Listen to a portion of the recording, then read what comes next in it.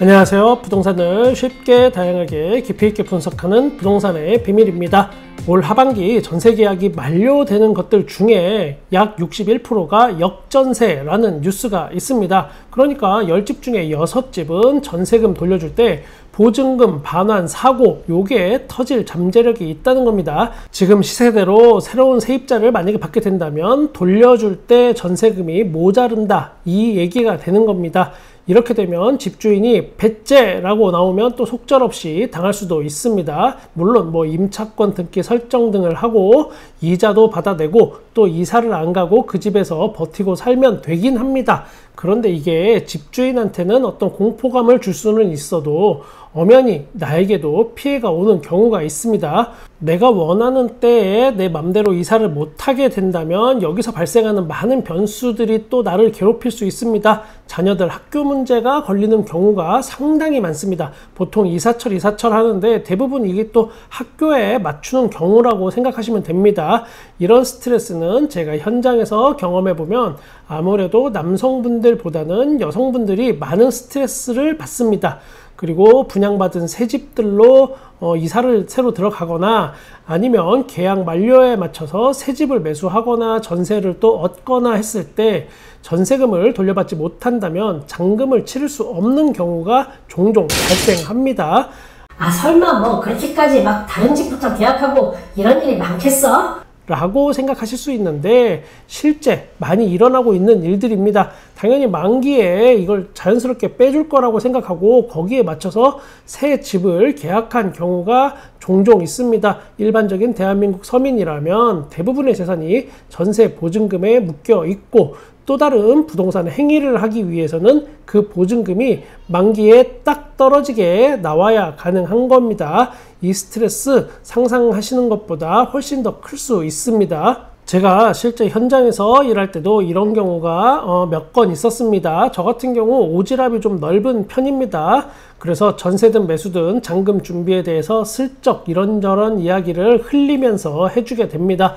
얼마 전에 이런 경우 있었네요. 그때 진짜 힘들었는데 하면서 기존의 사례 등을 자연스럽게 제가 풀어갑니다. 이게 무슨 뜻이냐면 너 잔금 준비 확실한 거지? 라고 이렇게 직접 물어보면 신뢰가 될 수 있기 때문에 제발 알아들어 달라고 빙빙 돌려서 제가 이야기 꺼내는 겁니다. 이러면 본인의 자금 상황을 직접 다시 한번 체크하시는 분도 계시고 그에 반해서 저는 저 전세 보증금 받아서 처리할 거예요 하고 아주 해맑게 이야기하시는 분이 또 있습니다. 그런데 그 중에 제 생각에 이거 너무 해맑은데 이분 이런 느낌이 오면 또 은근슬쩍 제가 한 번 더 물어봅니다. 집주인이 요거 빼준다고 한 거 맞죠? 잔금 요거 맞춰서 그런 거는 미리미리 한번 잘 이야기하셔야 됩니다. 이렇게 얘기를 해주면 에이 주겠죠 만기인데 이러는 경우가 10건 중에 1건, 2건 정도는 꼭 있습니다. 주겠죠? 라면 아직 집주인하고 이야기가 완벽하게 끝난 게 아닐 수도 있다는 뜻이 됩니다. 그리고 만기 2개월 이전에 나간다고 내가 통보를 해야 자동 연장이 안 되고 만기에 돈을 받을 수 있는 겁니다. 요거 놓치는 분들 종종 있습니다. 이거 깜빡하다가 그냥 자연스럽게 묵시적 갱신이 돼서 곤란한 경우가 발생하기도 합니다. 누구나 다 아는 어떤 기본사항 같지만 새집 구하는데 집중을 하다 보면 이런 거 소소하게 놓치는 경우가 있습니다. 그러다가 집주인이 새로운 세입자를 맞춰야만 내가 돈을 빼줄 수 있다 라고 뒤늦게 말한 경우가 또 실제로 발생해서 제가 밤 11시에 전화 받고 뒷목을 잡은 적이 있습니다. 본인도 오죽 급했으면 밤 11시에 저한테 전화했겠습니까? 부동산 중개가 실제 일어나는 현장에서는 부동산 사장님들이 대부분 이런 부분은 또 실제로 체크를 하지 않습니다. 체크를 할 의무가 없기도 합니다. 자금 조달의 책임은 매수인이나 임차인의 몫입니다. 괜히 저처럼 이런 거 오지랖 넓게 깝치다가 오히려 아차 싶어서 계약이 안 되기도 합니다. 공인중개사는 본인의 잘못이 아닌 임대인, 임차인, 매도인, 매수인의 잘못으로 인한 계약 해지는 중개소 수료를 다 받아낼 수 있습니다. 그게 법입니다. 그렇기 때문에 불필요한 이야기는 아마 현장에서는 최소화하고 오직 계약의 성립에만 집중하는 겁니다. 이걸 또 너무 부동산 사장님들한테 나쁘게 몰아세우면 안 됩니다. 자기 일은 자기가 책임져야 하는 게 맞는 겁니다. 만약에 이렇게 역전세가 계속 커지고 전세 보증금을 제때 돌려받지 못하는 상황에서 다른 계약이 이루어지거나 한다면 내 돈은 떼이게 되고 연쇄적으로 나와 연관된 다른 사람들도 난리가 나게 됩니다. 대한민국은 대부분 돈 돌려받고 그 받은 돈을 그대로 또 다른 사람에게 전달해서 모든 걸 해결하는 그런 구조입니다. 그러면 올 가을부터 터질 역전세 비율은 어떻게 될까? 서울은 57.5%, 경기는 61.2%, 인천은 77.2%가 지금 역전세 비율입니다. 인천이 전세 하락으로 힘든 집주인들이 많이 생겨날 걸로 예상이 됩니다. 그러면 서울은 또 어디가 가장 역전세 비중이 높을까? 동작구가 72%로 1등, 은평구 67%, 강남구 65% 순입니다. 동작구 하면 다들 지금 얼마 전에 있던 수방사 또는 흑석자이가 떠오르실 겁니다. 그 동네 맞습니다. 청약홈 서버가 다운될 정도로 이 동네가 몰렸으니까 아마 다 기억은 하실 겁니다. 그런 동작구가 서울에서 역전세 1위라니 이것도 한번 또 생각해 볼 이야기이긴 합니다. 경기도에서는 과천이 93%, 양주가 86%, 동두천 82%, 그리고 수원의 장안, 권성구가 71% 비율로 위험하다는 뜻입니다. 과천이 무슨 일이지? 이렇게 생각하시는 분들 많을 겁니다. 과천이 앞으로 또 과천 지정타에 계속 입주가 계속되면 여기도 당분간 전세가의 타격은 어느 정도 있겠습니다. 과천 줍줍 노리시는 분들하고 한번 또 생각해 보셔야 할 겁니다. 수원, 장안, 권성구 이쪽은 그냥 여긴 삼성발로 먹고 사는 동네인데 여기는 집값 상승 때도 좀 지나치다라는 이야기가 그 동네 사는 사람들도 많았습니다. 아무튼 긴 말은 안 하겠습니다. 삼성은 여러분의 집값을 지켜주겠다라고 약속한 적이 절대 없습니다. 단 그 동네에서 아파트, 오피스텔, 상가 등등을 공급하는 사람들은 비싸게 팔기 위해서 마치 삼성이 여러분의 집값을 뻥튀기 해줄 것처럼 홍보한 적은 있습니다. 우리가 역전세 하면서 신경을 쓰는 이유, 바로 전세가 하락이 집값의 어떤 변화에 영향을 줄 수 있기 때문입니다. 그러면 실제로 과거에는 전세가 얼마였고 요즘 거래되는 전세는 얼마인지 한번 체감도를 한번 보겠습니다. 이 체감을 느껴보는 게 또 굉장히 중요합니다. 강남구 개포동의 레미안 블레스티지 전용 113제곱미터 2021년에는 전세가가 여기가 25억까지 갔었습니다.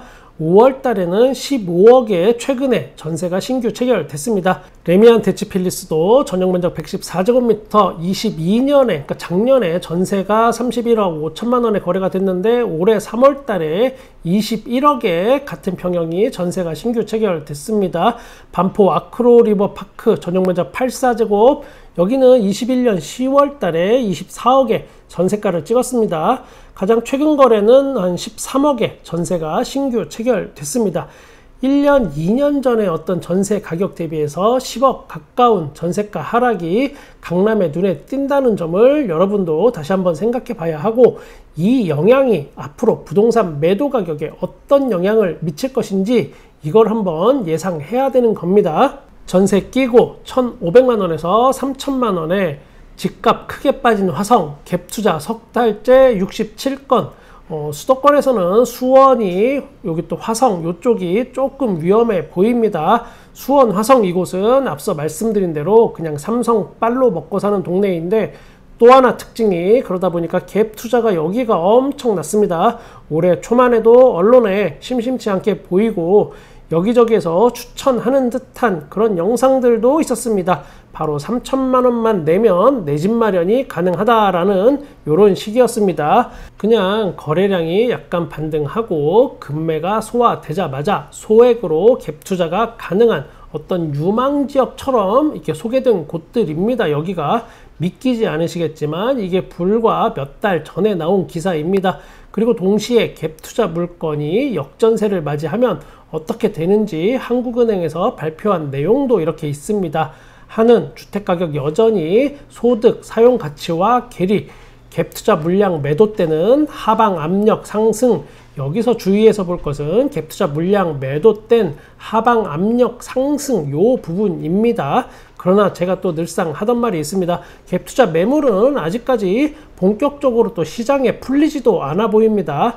전 재산을 걸고 투자한 사람들 입장에서는 자신이 매수한 어떤 금액보다 더 낮은 금액으로 다시 되팔기는 사실상 또 어려운 것도 현실이긴 합니다. 선뜻 결정이 안 나는 일입니다.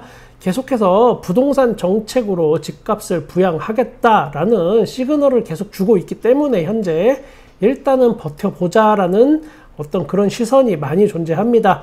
제가 추구하는 거는 모든 것이 어떤 인위적인 게 아니고 자연스럽게 흘러가는 겁니다.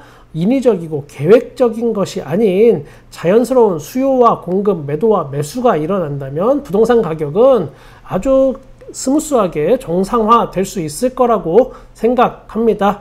자연스러운 게 뭐든 세상에서 가장 좋은 겁니다. 저의 오랜 구독자님들은 뭐 다 아시는 저와 제 와이프 그냥 잘 살고 있는데 아주 자연스러운 그런 만남에서부터 시작된 겁니다. 이것도 저는 뭐 비혼주의자까지는 아닐지라도 결혼이라는 걸 할 생각이 전혀 없었습니다.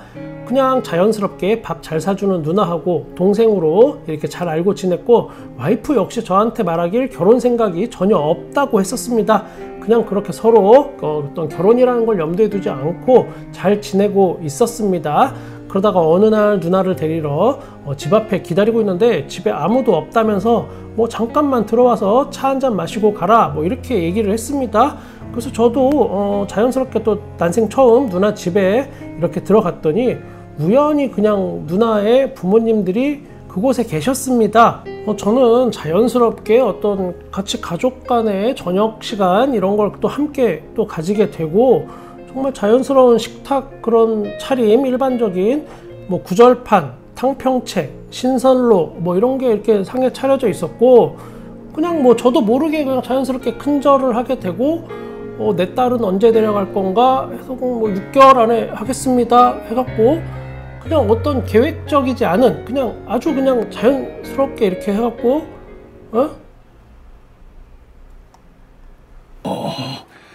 너는 계획이 다 있구나.